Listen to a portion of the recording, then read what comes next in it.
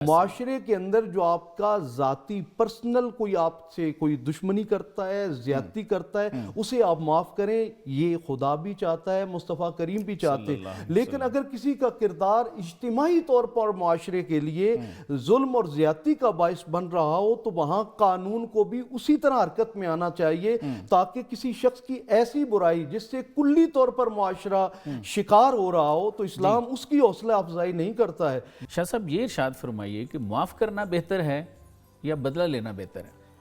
لیکن قرآن حکیم فرقان حمید کی جب تعلیمات دیکھی جائیں تو وہ ہمیں اللہ تعالیٰ کی طرف سے حکم ہے کہ آپ معاف کریں، اللہ بھی پسند فرماتا ہے اور یہ اس کی صفات میں سے ہے۔ آقا کریم صلی اللہ علیہ وآلہ وسلم کی سیرت طیبہ کے ہر پہلو میں اور ہر گوشے میں ہمیں معاف کرنا سر فہرست نظر آتا ہے۔ بالکل ٹھیک ہے۔ اور خود سرچشمہ ولایت و ہدایت مولا علی شیر خدا کرم اللہ وجہ الکریم آپ حالت جنگ میں کافر کے سینے پہ سوار ہیں، تلوار لہرا دی جاتی ہے اور وہ ایک کبھی حرکت کرتا ہے اور آپ کی چہرہ مبارک جسے وجہ اللہ کہا گیا اس کی طرف تھوکتا ہے ایسے ہی اور آپ اس کے سینے سے اتر آتے ہیں، تلوار گویا نیام میں ڈال دیتے ہیں۔ وہ کہتا ہے یہ حرکت تو میں نے اس لیے کی کہ آپ آہستہ آہستہ گردن نہ کاٹیں، تیزی سے کاٹیں گے۔ آپ نے فرمایا جب میں تیرے سینے پہ سوار تھا اور تلوار لہرائی تھی تو وہ کلمہ اعلاء حق کے لیے تھی، اپنی ذات کے لیے نہیں تھی، لیکن جب تو نے تھوکا تو میرا ذاتی غصہ درمیان میں شامل ہو گیا۔ مومن خدا کے لیے لڑتا ہے، اپنی ذات کے لیے نہیں لڑتا۔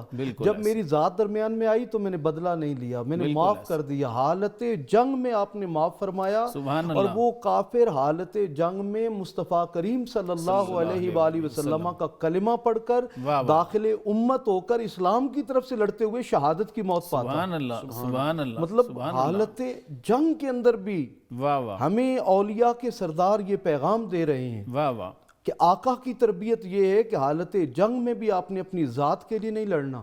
آج دنیا میں جتنی جنگیں ہیں مفادات کے لیے ہیں، چاہے وہ سیاسی ہیں، صوبائی ہیں، قومیانی ہیں یا وہ لسانی ہیں، جس کو بھی آپ دیکھیں گے مذہبی تفرقہ بازی میں سب ذاتیات کے لیے، خدا کے لیے کوئی نہیں لڑ رہا ہے۔ اگر خدا کے لیے ہوتا تو قرآن نے فارمولہ دیا ہے اشداء علی الکفار رحماء بینہم، وہ حلقہ یاراں تو بریشم کی طرح نرم، رزم حق و باطل ہو تو فولاد ہے مومن۔ آج کفار کے لیے تو ہم جو ہے وہ بریشم ہیں، ہم ریشم کی طرح نرم ہیں اور آپس میں ہم ایسی سیسا پلائی دیواریں بنے ہوئے ہیں اور ایسا سیسا پلائی دیواریں کھڑی کر دی ہیں کہ ہمارے لیے ایک دوسرے کے لیے تو وہ نہ مسکراہٹیں ہیں۔ حضور نے فرمایا مسکرانا صدقہ ہے۔ آج تو ہم اس قدر وہ چہروں کے اندر تلخیاں لے کر، لہجوں کے اندر تلخیاں لے کر، رویوں کے اندر اتنی شدت پسندیاں لے کر بیٹھے ہیں۔ بالکل ایسے مولا علی شیر خدا فرماتے ہیں اس شخص کے بدلے سے بچو جو اپنا معاملہ اللہ پہ چھوڑ دیتا ہے۔ سبحان اللہ، سبحان کبھی کبھی ظلم اور زیادتی پر اپنے معاملے کو رب پہ چھوڑ کے تو دیکھو۔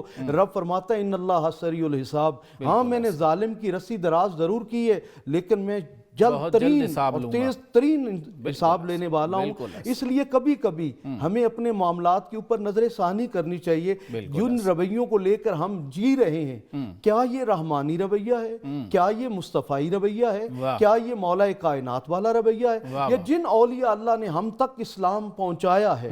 یہ دیکھیں اسلام تو آیا عرب میں، عجم میں جو پھیلا ہے یہ اولیاء کرام کے ذریعے پھیلا۔ کیا ان کے رویے، ان کے ہاتھ تلوار تھی، بارود تھا؟ نہیں، انہوں نے اپنے کردار کے ذریعے، وہ کردار محمدی کی تشریح تھی جو ہمارے پاس خواجہ اجمیری کی صورت میں تھی، بہاؤالدین زکریا ملتانی کی صورت میں تھی، داتا علی حجویری، قلندر کبریا امام بری سرکار کی صورت میں تھی۔ یہ وہ صوفیات تھے جن کے پرامن کردار نے غیروں کو اپنا کیا اور جب ہم نے اپنے رویوں میں تلخی پیدا کی اب ہمارے اپنے بھی غیر ہوتے چلے جا رہے ہیں۔ معاشرے کے اندر جو آپ کا ذاتی پرسنل کوئی آپ سے کوئی دشمنی کرتا ہے، زیادتی کرتا ہے، اسے آپ معاف کریں، یہ خدا بھی چاہتا ہے، مصطفیٰ کریم بھی چاہتے ہیں۔ لیکن اگر کسی کا کردار اجتماعی طور پر معاشرے کے لیے ظلم اور زیادتی کا باعث بن رہا ہو تو وہاں قانون کو بھی اسی طرح حرکت میں آنا چاہیے تاکہ کسی شخص کی ایسی برائی جس سے کلی طور پر معاشرہ شکار ہو رہا ہو تو اسلام اس کی حوصلہ افزائی نہیں کرتا ہے، بلکہ اس شخص کو جس کا پرسنل کوئی میٹر ہے، ذاتی معاملہ ہے، ایک شخص کا دوسرے شخص سے معاملہ ہے، وہاں معافی دینی چاہیے، لیکن جہاں آپ کی پوری ریاست کا معاملہ آ جائے، جہاں آپ کے پورے معاشرے کا معاملہ آ جائے کلی طور پر، تو پھر اس معاملے کے اندر قانون کو، عدلیہ کو، مقننہ کو حرکت میں آنا چاہیے، تاکہ ایسے وجود سے معاشرے کو ضرور پاک کیا جائے کہ جو براہ راست اسلام سے یا وہ براہ راست ریاست سے ٹکرا رہا ہو، اور ایسا شخص یقیناً ایک ایسی مچھلی ہے جو پورے تالاب کو گندا کر سکتی ہے۔ اس لیے وہاں دین اسلام ہمیں یہ ضرور حکم دیتا ہے، آقا کریم صلی اللہ علیہ وآلہ وسلم نے ایسے شخص کو کہ جو پورے اسلام کو گالی دینے کا باعث بن رہا تھا، کعبے کے غلاف میں لپٹا ہوا تھا، تو فرمایا اس کو وہاں سے نکال کر بھی اس کا سر قلم اس لیے کر دیا جائے کہ یہ خدا کو، خدا کے رسول کو اور پورے دین کو یہ طعنہ زنی کر رہا ہے۔ تو ہمیں بہرحال معافی کرنی دینی بھی چاہیے اور معافی قبول بھی کرنی چاہیے۔ بالکل ٹھیک۔